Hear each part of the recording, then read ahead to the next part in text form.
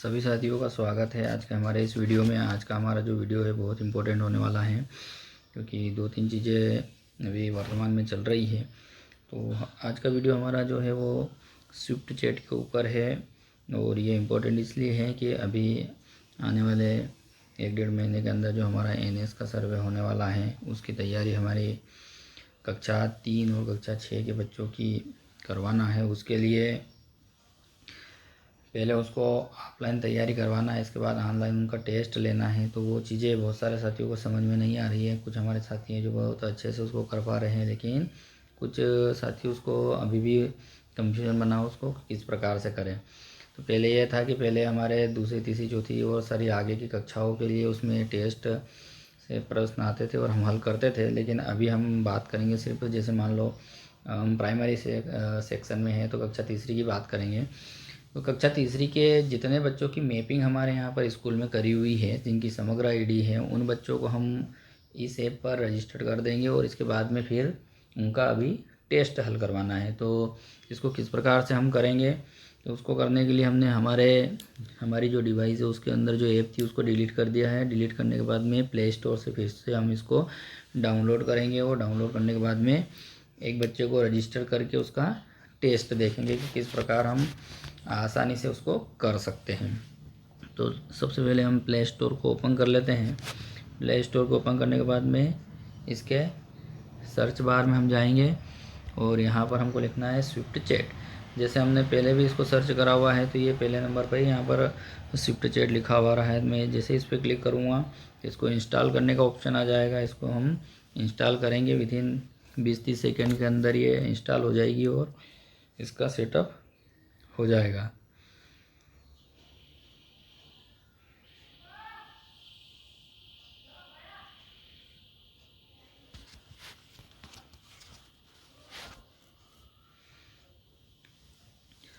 App हमारी जैसे ही install होगी, इंस्टॉल होने के बाद में हमको कुछ नहीं करना है।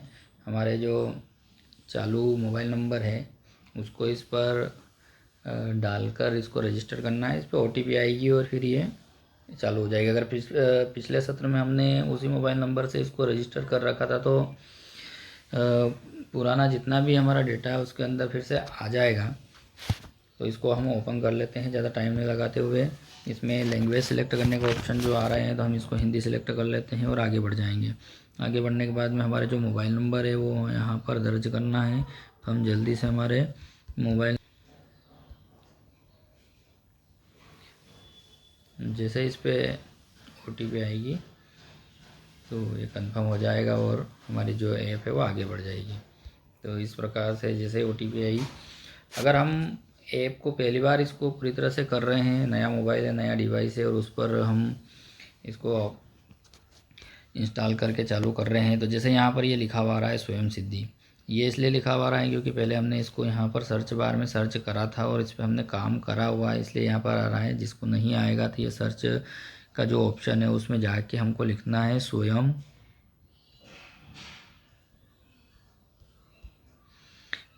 सिद्धि। इस प्रकार से हम जैसे ही हिंदी में इसको टाइप करेंगे स्वयं सिद्धि, तो ये इस तरह से ये लोगो आ जाएगा। इस पर हम क्लिक करेंगे तो हमारा जो डिस्प्ले है वो आ जाएगा। इस डिस्प्ले में ये जो आप ऑप्शन देख पा रहे हो, जैसे यहाँ पर ये कक्षा 4, कक्षा 6, इस प्रकार से हमारे जो बच्चे इनको बता रहा है, क्योंकि ये गत सत्र के थे, पिछले सत्र में हमने इस पर काम करा था। अब यहाँ पर एक नीचे ऑप्शन है कि फ़ोन से विद्यार्थी हटाएं, तो हम जल्दी से इसको सभी को क्लियर कर लेंगे, इसलिए क्योंकि हमको नए बच्चों को रजिस्टर करके इस पर काम करना है। तो ये हमने इस पर सिलेक्ट कर लिया, इन सभी को सिलेक्ट कर लिया, सभी को हटाना है।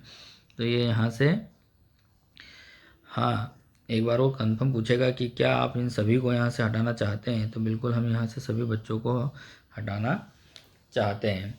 तो इस तरह से अब हमने हटा दिया है ना। देखा कितनी आसानी से, क्योंकि हमको पिछले उससे कोई मतलब नहीं। फ़िलहाल हम जो वर्क करेंगे वो हमारे कक्षा तीसरी के बच्चों का है, तो उसके ऊपर हम वर्क करेंगे। तो आगे बढ़े, यहाँ पर हम क्लिक करेंगे तो यहाँ पर एक ऑप्शन आ रहा है कि एक और विद्यार्थी जोड़े। तो जैसे ही हम यहाँ पर जाएंगे तो यहाँ पर लिखा हुआ है कि कृपया विद्यार्थी की समग्र आईडी यहाँ पर टाइप करें। तो यहाँ पर हम जल्दी से हमारा जो विद्यार्थी बच्चा है उसकी समग्र आईडी है उसको दर्ज कर देते हैं। दर्ज करने के बाद में आगे जो भी 1-2 ऑप्शन आएगा कंफर्म करने का वो करेंगे और आगे बढ़ जाएंगे। जैसे ही हम यहाँ पर इस बच्चे की हमारी आईडी दर्ज करी, अगला मैसेज आया है कि विद्यार्थी का लिंग क्या है। तो यहाँ पर ये जिस बच्चे की आईडी मैंने दर्ज करी है वो फीमेल है। ये इसका नाम और पूरा इसका मतलब कंफर्म क्लास वगैरह सारी इसमें स्कूल सब लिखा हुआ आ गया। अगर ये जानकारी सही है, बाई चांस मान लो कोई सा 1-2 अंक गलत हमसे टाइप हो गया तो दूसरे बच्चे की आ जाएगी। अगर सही नहीं है तो पुनः आईडी दर्ज कर देंगे, नहीं तो जानकारी सही पर क्लिक कर देंगे। जैसे ही यहाँ पर क्लिक करेंगे, देखो जिस प्रकार से हमने इस एक बच्चे का रजिस्ट्रेशन इसके अंदर करा है, इसके अंदर हमारे स्कूल में जितने विद्यार्थी हम सबका रजिस्ट्रेशन उस पर कर सकते हैं। नीचे ऑप्शन आप देख पा रहे हो, एक और विद्यार्थी जोड़े। जैसे ही इस पर हम क्लिक करेंगे तो यहाँ पर अगला बच्चा जोड़ने के लिए समग्र आईडी मांगेगा, हम दर्ज करेंगे, कंफर्म करेंगे, उसका लिंक चयन करेंगे। इस प्रकार से एक बार में हम सारे बच्चों को इस पर ऐड कर देंगे और ऐड करने के बाद में इस पर अभ्यास शुरू करने के लिए क्लिक, यहाँ पे लिखा हुआ है कि अभ्यास शुरू करने के लिए किसी एक विद्यार्थी को चुने।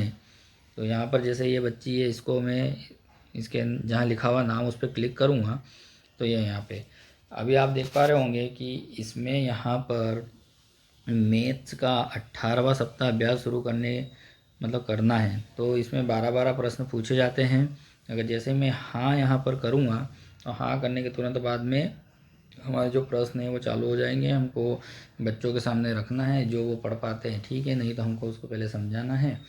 अब एक और बात क्लियर इसमें कर लेते हैं कि ये जो टेस्ट है करना कब है और किस प्रकार से करवाना। देखिए हमारे पास में जो ऑफलाइन में जो टाइम टेबल भेजा गया है और हमारी ओलंपियाड की जो बुक है उसके अंदर जो प्रश्न दे रखे हैं उसमें कि इन प्रश्नों को मतलब जैसे पूरा सप्ताह है तो पूरे सप्ताह को 2-2 दिन में उन्होंने डिवाइड कर रखा है, हिंदी, गणित और पर्यावरण के लिए। तो इसमें हम पहले सोमवार से लेके शुक्रवार तक 5 दिन उनको पूरा मतलब जो हमको बताया उस टाइम टेबल में उसके अनुसार उनको अभ्यास करवाना है, समझाना है, पूछना है। और इसके बाद में शनिवार के दिन, हर शनिवार के दिन नया सप्ताह ओपन होता है।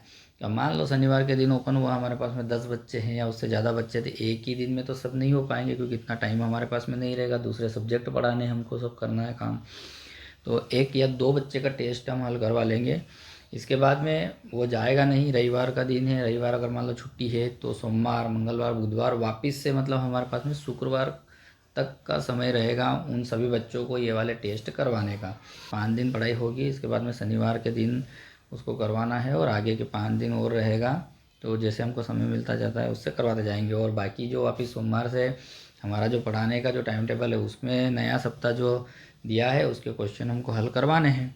तो बहुत ही आसान है और मुझे लगता है कि अब इस वीडियो को अगर आप एक बार देख लेते हैं तो हम सब चीज़ें हमको समझ में आ जाएगी और हम अच्छे से इसको कर पाएंगे। आशा करते हैं ये वीडियो हमारा आपको अच्छा लगा हो तो आप इसको लाइक ज़रूर करें और चैनल को सब्सक्राइब नहीं करा है तो चैनल को सब्सक्राइब करें। बहुत बहुत धन्यवाद।